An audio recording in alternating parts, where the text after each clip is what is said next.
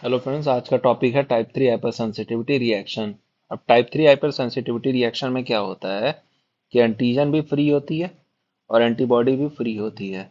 तो जब antigen antibody free होते हैं तो मान लेते हैं कोई ब्लड वेसल्स है जिसमें ब्लड सर्कुलेट हो रहा है, तो एंटीजन बना और एंटीबॉडी बनी। तो एंटीजन एंटीबॉडी को क्या होगा, कॉम्प्लेक्स फॉर्मेशन होगा। फिर ये एंटीजन एंटीबॉडी कॉम्प्लेक्स फॉर्मेशन क्या होंगे कि जो भी टिश्यूज होंगी उन पे आके एंटीजन एंटीबॉडी कॉम्प्लेक्स डिपॉजिट होगा और टिश्यू डैमेज कॉज करेगा बाई इन्फ्लामेशन। अब जो एंटीजन है वो हो सकता है एक्सोजीनस हो सकता है एंडोजीनस हो। तो एक्सोजीनस जो होता है वो ये हो सकता है कि कोई फॉरेन प्रोटीन हो या माइक्रोब हो, और एंडोजीनस हो सकता है कि सेल्फ एंटीजन हो, जैसे कि एसएलई में। अब टाइप 1 हाइपर सेंसिटिविटी को दो पार्ट में, टाइप 3 हाइपर सेंसिटिविटी को हम क्या करते हैं, दो पार्ट में डिवाइड करते हैं। एक होता है जनरलाइज, दूसरा होता है लोकलाइज। जनरलाइज का जो हमारा प्रोटोटाइप है वह है सीरम सिकनेस। सीरम सिकनेस एक प्रोटोटाइप की तरह हम लेते हैं कि अगर हम सीरम सिकनेस को पढ़ लेंगे तो टाइप 3 हाइपर सेंसिटिविटी की जो मैकेनिज्म होती है उसको हम बहुत अच्छे से समझ सकते हैं। तो सीरम सिकनेस जैसे कि पहले के टाइम पे जब किसी कोई भी एप्लास्टिक एनीमिया होता था, तो एप्लास्टिक एनीमिया में ये होता है कि ऑटो एंटीबॉडीज क्या होते हैं, वो डायरेक्ट हो जाते हैं अगेंस्ट माइलॉइड स्टेम सेल्स। जैसे जब एरिथ्रोपोइसिस या जब स्टेम सेल्स जो फॉर्म्ड एलिमेंट्स का जब फॉर्मेशन होता है तो स्टेम सेल्स कहाँ चले जाते हैं, एक होता है माइलॉइड स्टेम सेल सीरीज, दूसरा होता है लिम्फोइड स्टेम सेल सीरीज। तो जब माइलॉइड स्टेम सेल से क्या बनता है, माइलोब्लास्ट बनता है, और आरबीसी प्लेटलेट्स और डब्ल्यूबीसी और लिम्फोइड स्टेम सेल से क्या बनते हैं, लिम्फोइड स्टेम सेल से 20 लिम्फोसाइट और टी लिम्फोसाइट्स बनते हैं। तो होता क्या है कि जो ये प्लास्टिक एनीमिया में क्या होता है कि ये जो टी सेल्स होते हैं वो अल्टर हो जाते हैं। अब इन टी सेल्स अल्टर की वजह से माइलॉइड स्टेम सेल्स क्या होता है, ये डिग्रेड होना शुरू हो जाते हैं, और इसकी वजह से आरबीसी प्लेटलेट्स और डब्ल्यूबीसी के प्रोडक्शन में कमी आ जाती है। डिक्रीज आरबीसी, डिक्रीज डब्ल्यूबीसी और डिक्रीज प्लेटलेट्स, तीनों कंडीशन जब एक साथ होती हैं तो हम क्या बोलते हैं, पैनसाइटोपिनिया। तो क्या होता है, ये प्लास्टिक एनीमिया में जो क्लिनिकल कंडीशन सामने निकल के आती है वो पैनसाइटोपिनिया आती थी। अब हम क्या करते थे कि जब किसी भी पेशेंट के अंदर पैनसाइटोपिनिया की कंडीशन देखते थे तो हमें ये पता चलता था कि भाई अल्टर टी सेल्स है। इस अल्टर टी सेल्स को हम लेते थे ह्यूमन बॉडी के अंदर से और इसको हॉर्स के अंदर इंट्रोड्यूस करते थे। जब ये हॉर्स के अंदर इंट्रोड्यूस करेंगे तो ये अल्टर टी सेल्स कहाँ से है, ह्यूमन से, और ये हॉर्स है। तो ये हॉर्स के अंदर क्या होगा, ये फॉरेन की तरह कंसीडर करेगा।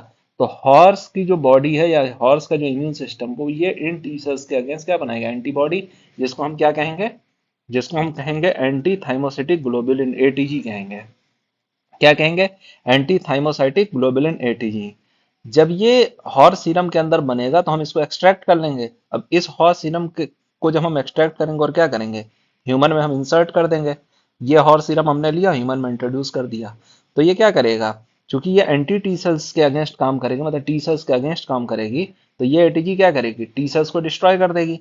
और टी सेल्स को जब डिस्ट्रॉय करेगी तो माइलॉइड स्टेम सेल्स अब नहीं डिस्ट्रॉय होंगे, जो माइलॉइड स्टेम सेल्स थे वो नहीं डिस्ट्रॉय होंगे।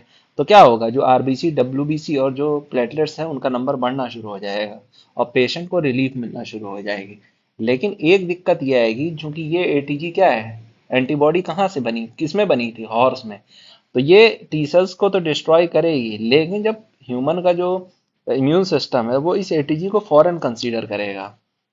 तो जब ये एटीजी इसको फॉरेन कंसीडर करेगा तो क्या होगा कि एंटीबॉडी बनेगी इस एटीजी के अगेंस्ट, क्योंकि ये एटीजी अब एंटीजन की तरह काम करने एंटीबॉडी बनना शुरू हुई।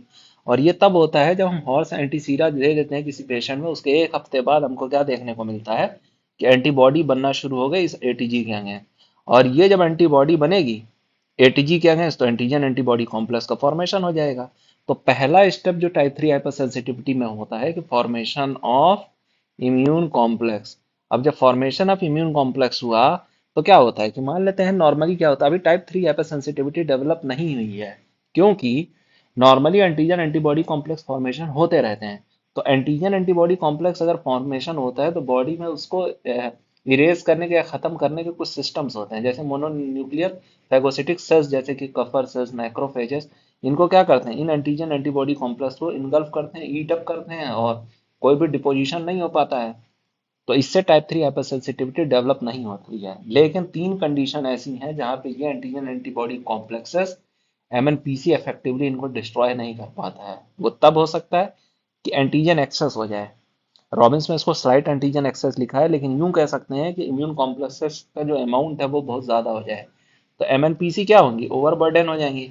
दूसरा ये हो सकता है कि जो कॉम्प्लेक्स हो, मतलब जो एंटीजन एंटीबॉडी कॉम्प्लेक्स अगर वो लार्ज साइज के हैं तो उनको एमएनपीसी इफेक्टिवली डिस्ट्रॉय कर देता है, लेकिन अगर वो मीडियम साइज के हैं तो उनका डिपोजिशन हमको देखने को मिलता है टिश्यूज में। या फिर जो एमएनपीसी सिस्टम है, जो एमएनपीसी सिस्टम है उसमें क्या हो जाए, कोई abnormality आ जाए जिसकी वजह से एमएनपीसी इफेक्टिवली वर्क ना करें। ये तीनों हाइपर सेंसिटिविटी को लीड करेंगी, और क्या होगा कि हाइपर सेंसिटिविटी डेवलप हो जाएगी। अब इस कंडीशन में जब एंटीजन एक्सेस हो गया या मीडियम साइज के कॉम्प्लेक्सेस होंगे तो ये क्या करेंगे, टिश्यूज पे जाकर डेवलप होंगे। और ऐसी जगहों पे ज्यादा ये डिपोजिशन देखने को मिलता है जहाँ पे क्या ब्लड प्रेशर फिल्टर हो हाई प्रेशर पे। मतलब ये हुआ कि मान लेते हैं ये किडनी में ब्लड आता है, ये क्या होती है बोमेंस कैप्सूल, और इसमें ग्लोमेरुलाई होते हैं। तो यहाँ पे चूंकि क्या होता है कि ब्लड फिल्ट्रेशन जो होता है वो बहुत हाई प्रेशर पे होता है और फिर वो ग्लोमेरुलर फिल्ट्रेट बनता है। तो ऐसी जगहों पे जहाँ फिल्टर्ड ब्लड एक बहुत हाई प्रेशर पे और एक चीज से दूसरा फ्लूइड का फॉर्मेशन हो रहा है, ऐसे साइट्स पे एंटीजन एंटीबॉडी कॉम्प्लेक्सेस का डिपोजिशन देखने को मिलता है। दूसरी जगह होती है साइनोवियल जॉइंट, जहाँ पे इसका फेवर्ड जगह होता है कि जहाँ पे ये जाके डिपॉजिट हो। तो इसलिए ये किस रीजन्स को अफेक्ट करेंगे, ग्लोमेरुलाई और जॉइंट्स को। तो पहली कंडीशन है एंटीजन एंटीबॉडी कॉम्प्लेक्स का फॉर्मेशन। दूसरा ये हुआ कि क्या करेगी, जो डिपोजिशन होगा टिश्यूज में, और जब टिश्यू पे डिपोजिशन होगा तो ये होगा कि इन्फ्लामेशन और टिश्यू इंजरी कॉज करेगी। क्या करेगी, इन्फ्लामेशन और टिश्यू इंजरी। क्या होगा कि इम्यून कॉम्प्लेक्स डिपॉजिट होंगे वेस्कुलर एंडोथीलियम में, मतलब ब्लड वेसल्स की जो वेस्कुलर एंडोथीलियम है उस पे। अब जब एंडोथीलियम पे डेवलप होगी तो ये देखिए कि जब एंटीबॉडी होगी उसका एफसी फ्रेगमेंट होगा। ये FC fragment of antibody neutrophils के एफसी रिसेप्टर्स को पहचानेंगे, और एंटीबॉडी इस न्यूट्रोफिल्स को एक्टिवेट करेगी। अब न्यूट्रोफिल्स अपना सिक्रीशन देंगे, और जब न्यूट्रोफिल्स अपना सिक्रीशन देंगे तो एंडोथेलियल गैप बनेगी, और इसके साथ साथ इंफ्लेमेटरी मीडिएटर्स का भी न्यूट्रोफिल सिक्रीशन करेगा। और क्या होगा कि जो ये एंटीजन एंटीबॉडी कॉम्प्लेक्स है वो एंडोथेलियल गैप के थ्रू मूव करेगा और स्मूथ मसल्स में डिपॉजिट होगी। स्मूथ मसल्स में जब डिपॉजिट होगी तो क्या होगा, ये डैमेज कॉज करेगा। इसके साथ साथ कॉम्प्लीमेंट सिस्टम का भी एक्टिवेशन होगा। जब कॉम्प्लीमेंट सिस्टम का एक्टिवेशन होगा तो क्या होगा, एपिथेलियल डैमेज हो गई, कॉम्प्लीमेंट सिस्टम की वजह से डैमेज कॉज होगा।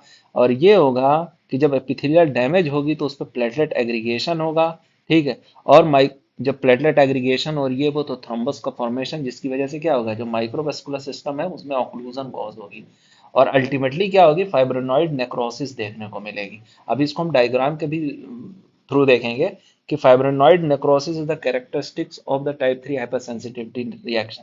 फाइब्रोनॉइड नेक्रोसिस क्या होती है कि एक नेक्रोटिक टिश्यू होती है जहां पे न्यूट्रोफिल्स का इन्फिल्ट्रेशन हो जाए, जैसे कि हमने देखा कि एफसी रिसेप्टर से न्यूट्रोफिल्स को कैसे रिकॉग्नाइज किया जा रहा है, कॉम्प्लीमेंट सिस्टम का एक्टिवेशन हो और प्लाज्मा प्रोटीन।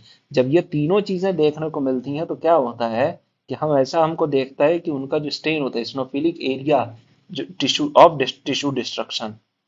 तो अच्छा, अगर कॉम्प्लीमेंट सिस्टम एक्टिवेट हो रहा है और अगर टाइप 3 हाइपर सेंसिटिविटी डेवलप हो रही है तो क्या होगा, इंजुरी साइट को अगर हम डिटेक्ट करेंगे तो पता चलेगा कि यार वहां पे कॉम्प्लीमेंट प्रोटीन्स मिल रही हैं।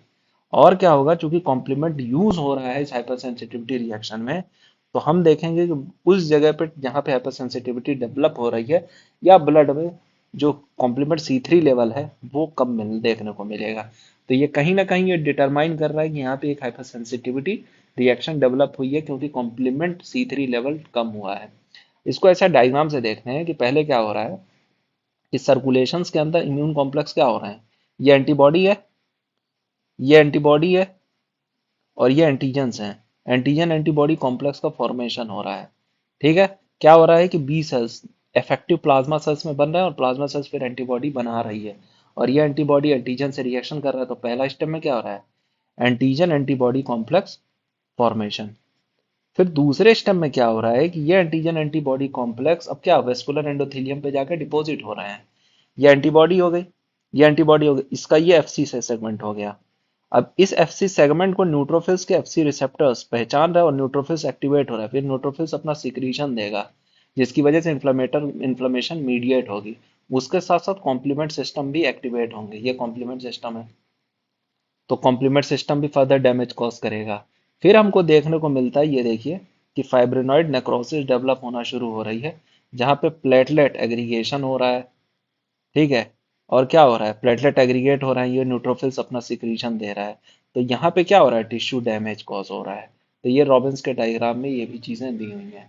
तो ये तीन कंडीशन हो गई। यहाँ पे क्या हो रहा है, अब ये देखते हैं कि जो सीरम सिकनेस हमने देखी है वो दो तरीके की हो सकती है। सीरम सिकनेस का प्रोटोटाइप था, वो या तो हो सकता है कि एक्यूट सीरम सिकनेस हो, और दूसरा ये हो सकता है कि क्रोनिक सीरम सिकनेस हो।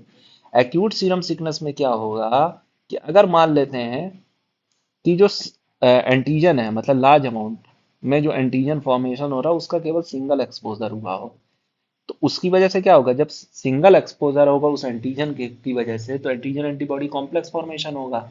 फिर वो इम्यून कॉम्प्लेक्स से डिपॉजिट हो भी सकते हैं, नहीं भी हो सकते हैं, डिपॉजिट हुए, वो क्या होगा, फिर उसका फर्दर कैटाबॉलिज्म हो जाएगा और इम्यून कॉम्प्लेक्स से डिसॉल्व हो जाएंगे। लेकिन अगर क्रोनिक सीरम सिकनेस है, कि मतलब हमको रिपीटेड एक्सपोजर हो रहा है एंटीजन का, तो क्या होगा, एंटीबॉडी भी परसिस्टेंटली उसमें बनेगी, और इससे क्या होगा, परसिस्टेंट एंटीबॉडी रिस्पॉन्स होगा, जिसकी वजह से क्रोनिक सिकनेस बनी रहेगी। इसका एग्जांपल होता है एसएलई। ये तो था पूरा सिस्टमिक। एक होता है कि जब इम्यून कॉम्प्लेक्सेस का जो डिपोजिशन है वो किसी एरिया में पर्टिकुलरली लोकलाइज्ड हो, और जो टिश्यू नेक्रोसिस देखने को लगे वो एकदम लोकलाइज्ड हो। जैसे कि स्किन के केस में, कि स्किन में हमको कोई इन्फ्लेमेशन का रीजन दिख रहा है ड्यू टू हाइपर सेंसिटिविटी, इसका नाम हमने रखा है आर्थस रिएक्शन।